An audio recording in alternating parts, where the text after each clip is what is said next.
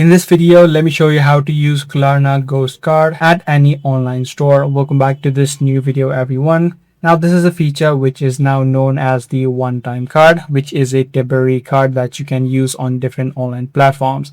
In order to create or use this card, you'll need to first of all open up the app of Klarna and then head over to any shopping platform that you like or that you're shopping in. Let's say you're shopping on Walmart online, you can tap on the Walmart option and you can see all of the options that you have available for Klarna. Within this section, you'll be able to see the K icon being displayed. If the K icon is not yet available, you can just head back, head over to the wallet section, and right here inside of the wallet section, you'd be able to see the option which says create the one-time card. Once everything is done, you need to add in the total cost of your card, including your shipping as well as taxes. Once everything is approved, you will get a 16-digit virtual card, which you can then use for this particular online shopping.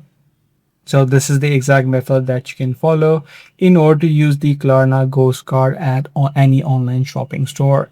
If this video was helpful to you, be sure to subscribe. I'm going to see you in the next one.